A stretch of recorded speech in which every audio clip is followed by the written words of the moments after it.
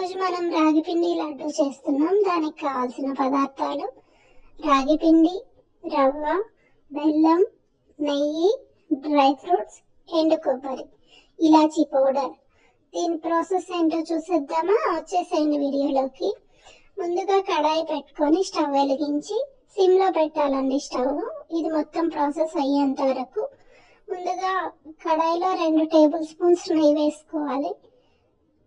నెయ్యి వేడయ్యాక అందులో 1/2 కప్ రవ్వ వేసుకొని బాగా వేయించాలి. రవ్వ కొద్దిగా వేగిన తర్వాత అందులోనే రాగి పిండి 2 కప్స్ వేసుకొని వేయించుకోవాలి. రవ్వ ఎందుకు వేస్తున్నామంటే రవ్వ మనకి రాగి పిండి డైరెక్ట్ తింటే నోరు కతుక్కుంటుందండి, అందుకని రవ్వ ఆప్షనల్గా వేస్తున్నాము. రాగి పిండి కూడా బాగా వేగిన తర్వాత ఎండు కొబ్బరి వేసుకోవాలి. ఎండు కొబ్బరి కూడా వేయించి మంచిగా స్మెల్ వస్తుందండి రాగి పిండి వేగిన తర్వాత. అందులో మొత్తం బాగా వేగిన తర్వాత తీసి పక్కన ఉంచుకోవాలి. బెల్లం 1 కప్ తీసుకున్నాను. ఏ కప్తో అయితే రాగి పిండి తీసుకున్నానో అదే కప్తో బెల్లం కూడా తీసుకున్నాను. బెల్లం ఒక గిన్నెలో వేసుకొని దాన్ని మొత్తం కరిగించానండి స్టవ్ మీద పెట్టి.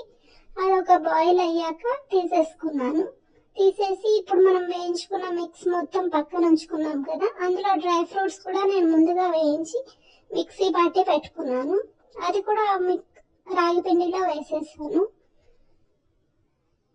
తర్వాత మనం ఈ బెల్లం పాకం చేసుకున్నాం కదా, అది వడగట్టుకోవాలండి. ఎందుకంటే దాంట్లో ఏదైనా డస్ట్ ఉంటే పిండిలో పడకుండా ఉంటాయని.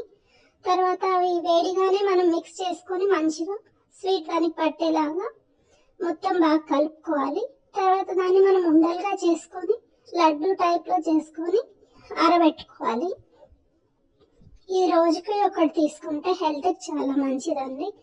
మీరు కూడా ఒకసారి ట్రై చేసి ఎలా ఉందో చెప్పండి, కామెంట్ చేయండి. ఈ వీడియో కనుక మీకు నచ్చితే లైక్ చేయండి, షేర్ చేయండి, subscribe to my channel. Thank you all.